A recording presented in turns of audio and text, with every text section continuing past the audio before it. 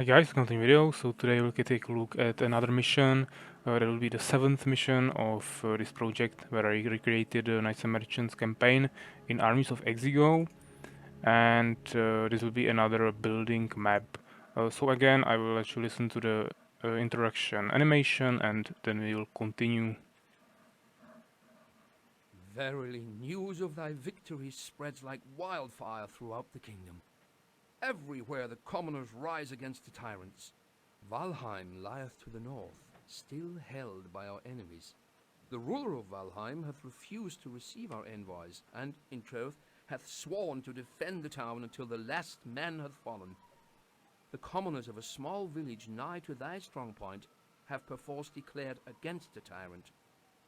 These good commoners shall supply thine army with new weapons and recruits.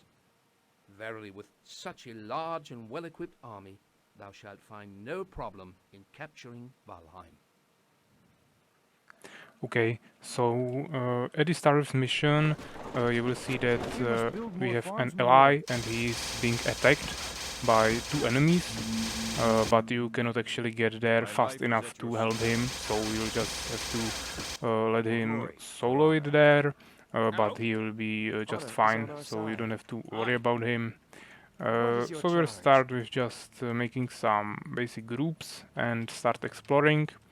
There are actually some treasures, so I will just show them to you really quickly.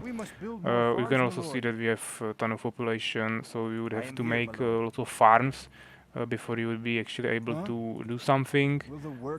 So the strategy here is actually to just improve your economy by building some buildings, and then we will actually free some of our population by fighting, because enemies will attack us and that will free our population. So here you can actually pick up some resources, and also here you can create your expansion. I think you will also receive a message after a few seconds, and that will reveal this area for you and tell you that you can build an expansion here. There are also some more treasures like here, and I believe there is something also here in the forest, if I remember correctly. And since we have the time right now, it's just fine to take one peasant and go build the expansion. Yeah, as you can see, this is the message. So if I wasn't here, it would just reveal this area, and they are telling me that I can get some resources here and build my expansion. Here you can see the treasure, so there are some more gems, probably 150 here and more 150 here, plus there were some here, so lots of gems to pick up here, and that should be basically everything. Our ally is making only militia, so he won't be too strong. And you have to keep in mind that our enemy will be making also of, or maybe only elite units, so that will be really difficult for our ally to do anything, but they will be attacking us anyway, so we don't have to really worry about him. But sometimes you can use him to as tanking units, let's say, and you can stand behind his army with your archers and potentially kill some enemies without losing anything. So as you can see, enemy is already attacking us. So first he is coming with some pikemans. So I definitely want to use my X-Men and archers to defend this and save my scouts. As you can see, one of them got a little bit injured, but that shouldn't be too big of a problem. And after that, I think some swordsmen will come, so then we will use our scouts to defeat that. And you can also come a little bit closer to the bridge, so it should be just fine. Yeah, I can also use some of those X-Men. Also don't forget to use your prayers ability. That will make sure that your scouts stay alive, or at least most of them. And also, as you could saw, I created one more expansion here because there are two more gems mines and we will definitely need them.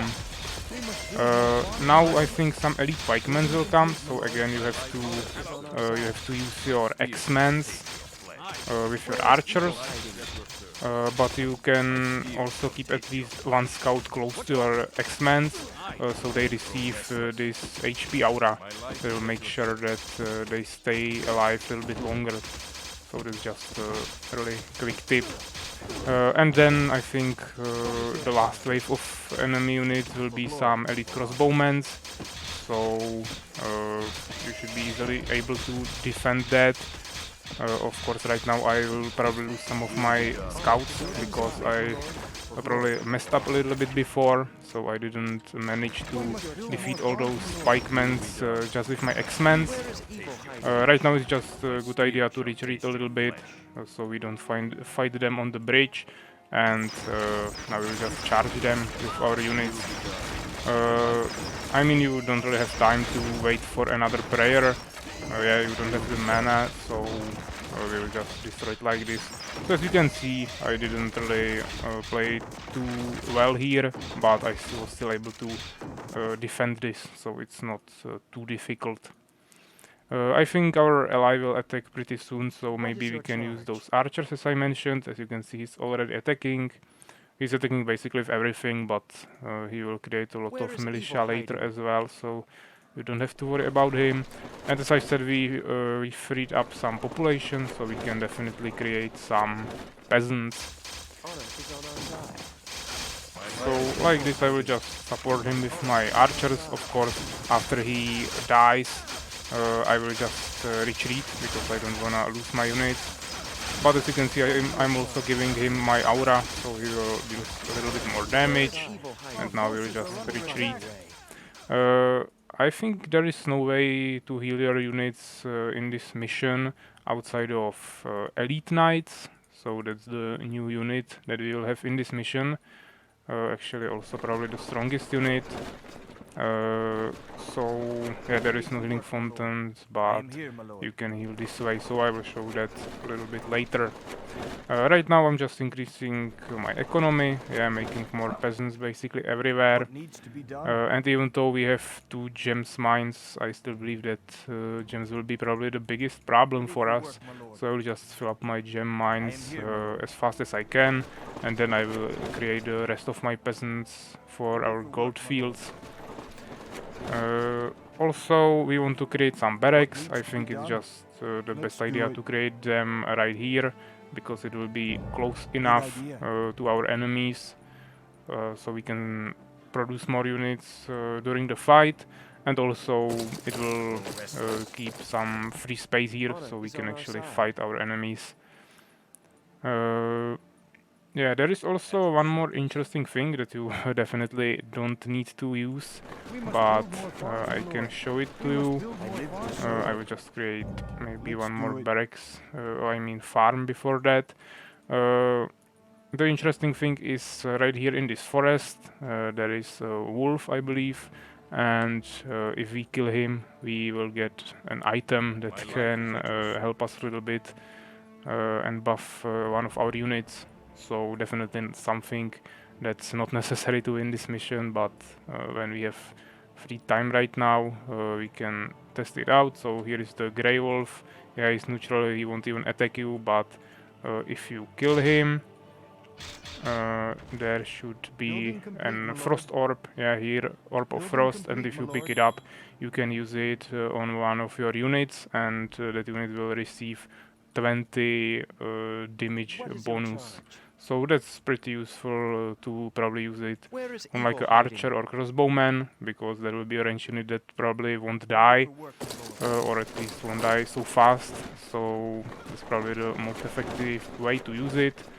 But of course you can use it on anything. So it's just interesting fact. I sometimes edit those, let's say, secret items for some maps, but as I mentioned, they are definitely not mandatory to win those missions.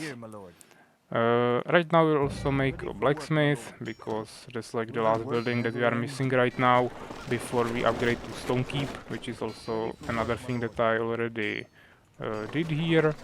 And again, we need to keep producing our peasants, so here we'll send those to to gems mine, and we'll need 3 more for our gold fields.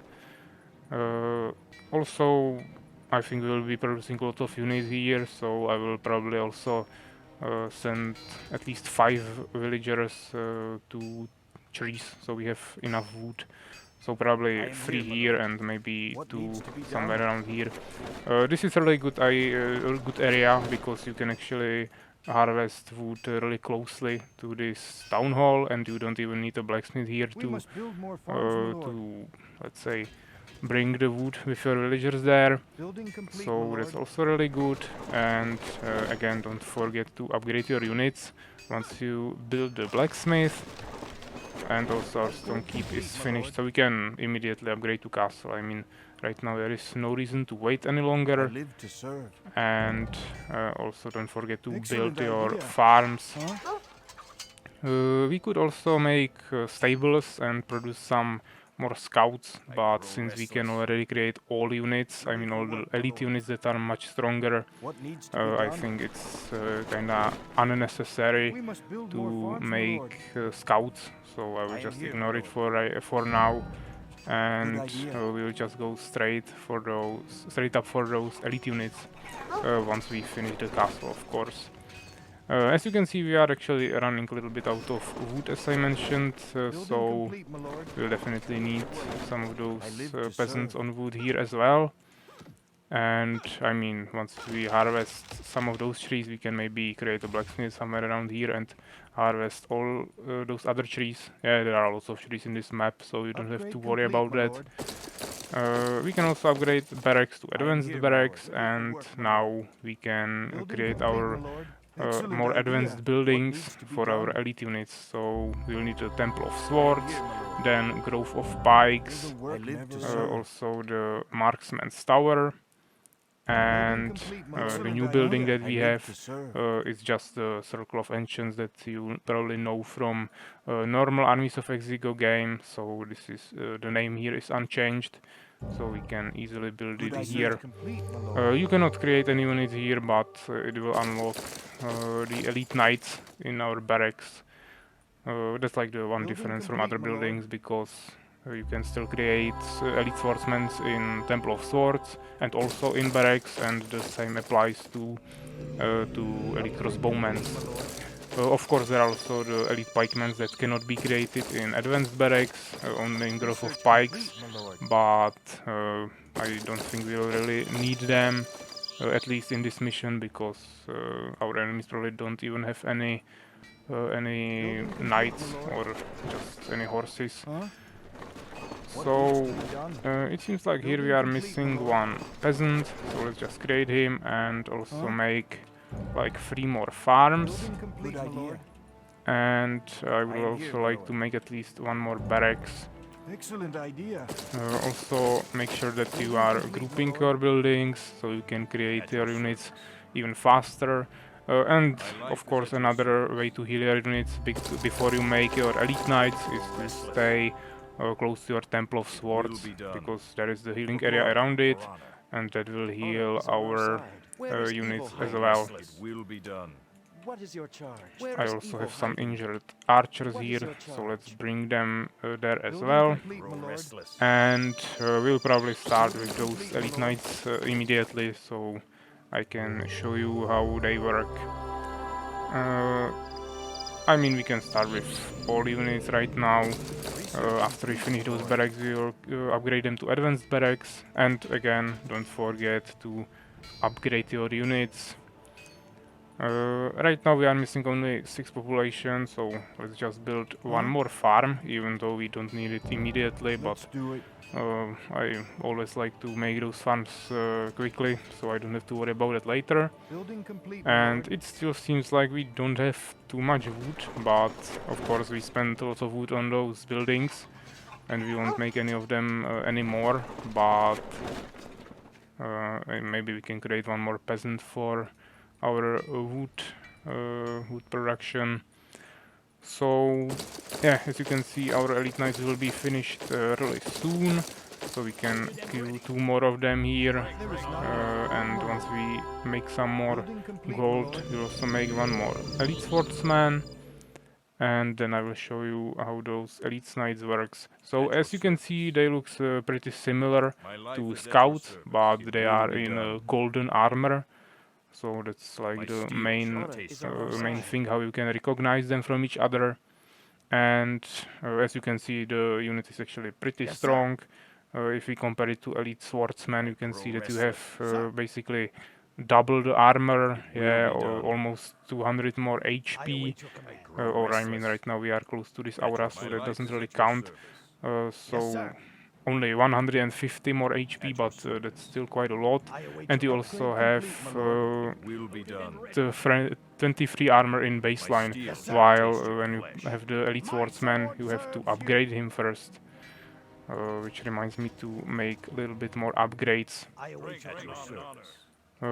So those are the differences. Of course, the main disadvantages of making only elite knights are mainly three, I would say, or maybe even four.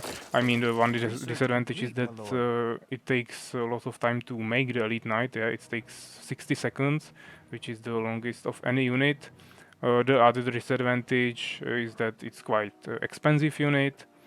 Then of course you also have to keep in mind that all horses cost 4 population, while all those land units, or I mean like units without horses, cost only 2 population. So you can create 2 elite swordsmen instead of 1 elite knight. So you also have to keep that in mind. And another disadvantage is that you are taking double the damage from pikemans, because you can see they have, or I mean horses here, they take 200% damage from pike damage, and elite pikemans have pike damage. So if enemies make lots of elite pikemans, you won't do too much with your elite knights. Of course there are also those advantages. The unit is pretty quick, you have the best stats of any unit, and you also have the ability to heal your units. This is a heal that has a 1 minute CD, and it heals 500 HP. So it will basically top heal, or I mean full heal any unit that you have, except the elite knight if he has like level up, or if he has this aura from other knights or something. But I mean the heal is just really big, so you have to really utilize it if you make those elite knights. Also, in the file that I attached to this whole campaign, you have the text file where you have some hints, let's say, some advices that I advise to keybind your abilities, and this is the main ability that you will really need to keybind. So I will show it one more time. You will go to options, to controls, and here in neutral units, you will find Holy Avenger, and here you will keybind the prayer ability to the hotkey you want. So I have it on Q, but you can choose anything. And now I don't have to click here, I can just click Q and then I can heal with it anywhere. Also, really important thing to keep in mind is that if I, for example, injure this elite swordsman and then I heal him with my elite knight, then this heal will just stay here, so the elite knight won't fight anymore. And if I want to start fighting with him again, I have to just attack move again. So if you are healing during the fight, you have to make sure that you have like all your elite knights on keybind number 1, and after the healing session you have to attack move again. So always keep this in mind, because if you just keep healing and don't attack move again, then you will really quickly see that all of your elite knights are not fighting and you are losing lots of damage. They will start dying as well, so that wouldn't be too good. We can maybe also make like 2 more barracks, because I was talking for a while right now, while I was doing nothing basically. Also, let's check the amount of peasants here. Yeah, we just sent 2 away, so this is okay. Let's make some more upgrades, and I think that will be everything. As you can see, you can build only 1 marksman's tower, but you don't have to worry about that because you can create your crossbowmen in barracks as well. I am here, my lord. And then you can also create more circles of ancients, but that's really useless because you don't need more than one. I mean, the only reason to build more would be maybe if you created it in like an expansion and you knew that they will be attacking it with big army that you cannot defend. I mean repel, so you would create another circle of light at your home, but I mean circle of ancients, but that's not really common situation, so you don't need to worry about that. I will just produce a little bit more elite knights and crossbowmen. That's like my most favorite army, I would say. You can also just spend some elite swordsmen with elite crossbowmen, but I just like the ability. It's maybe like not the best thing to do if you have some problems with micromanagement of your army, so maybe it will be easier for you to just create those elite swordsmen and maybe also pikemen if you have some knights against you. But if you are confident with using your keybinds and redoing the auto attack, or I mean attack move, then it will be much stronger to use those elite knights because the heal is a so powerful ability. So again, I will just group up my units. We have still lots of our archers alive with those strong auras, so that's really useful. And also our scouts will be giving us the HP aura. This is not the strongest version because they are not level 5 yet, only level 4, but still at least something here. I would like to have at least one full group of elite knights, so we are creating 2 more here, so we will make 1 more. And yeah, we don't have too many swordsmen, so maybe we can also create some of them. And of course, then we will spam lots of elite crossbowmen. As I mentioned, we don't really need those pikemen, I just created few of them, so we can have everything, but wasn't really necessary in this mission, I believe. As you can see, our ally is making quite lots of militia, but it will be basically useless. He cannot push anything through this bridge. There are 2 towers and a ton of elite units, but at least he's making something, so that's good. So I think this is like pretty straightforward now. The map is like divided to 2 parts. Yeah, our island is much bigger than the enemy's one, but there is nothing interesting. We just pick up some of those treasures, and I believe there is nothing up here and down here. Actually, let me check it for you. Maybe there is like one more treasure, but I'm not too sure about it. I actually wasn't playing this campaign for some weeks. Yeah, I had some pre-recorded videos, so I don't really remember everything. Definitely don't remember how I created each mission anymore, but at least it will be a little bit more interesting, so I can explore a little bit with you. And of course, if I get stuck somewhere, then I still have that file that will tell me how I managed to defeat those missions in the past, so we should be definitely able to finish the whole campaign. And yeah, I wasn't mistaken. The treasures we pick up in the start were the only treasures. There is nothing interesting anymore. We still have the frozen orb, or I mean orb of frost, so I would maybe like to level up one elite crossbowman first, so he gets some HP and then we can use it on him. Or we will just see how I decide to use it later. And yeah, this will be the full population. So actually I was wrong in the beginning when I was saying that the gems will be problem in this mission. As you can see, gems are definitely not problem because you have those 2 mines. But as you can see, I already ran out of gems in this mine, and this is really close to being empty. So I mean, if we lost all our units now, and we wanted to create more and more units that cost lots of gems, like elite knights for example, or basically all elite units, we would eventually probably run out of gems. But as you can see, those gold fields are like not too huge as well. Yeah, there is only like 3,000. So if you play for too long, then you will probably run out of all resources eventually. But I mean, we still have enough gems in those two mines, so we should be pretty okay. And also there are two towns here, enemy camps I mean, so you can just destroy the first one and create an expansion there and have some more resources there. So yes, right now we'll just group our units and maybe we can also attack. I don't think we really need to wait for anything. I was actually expecting the enemy to attack me first, but he seems pretty inactive. I don't really remember the time when he was supposed to attack. So, I mean, there is no reason to wait for him.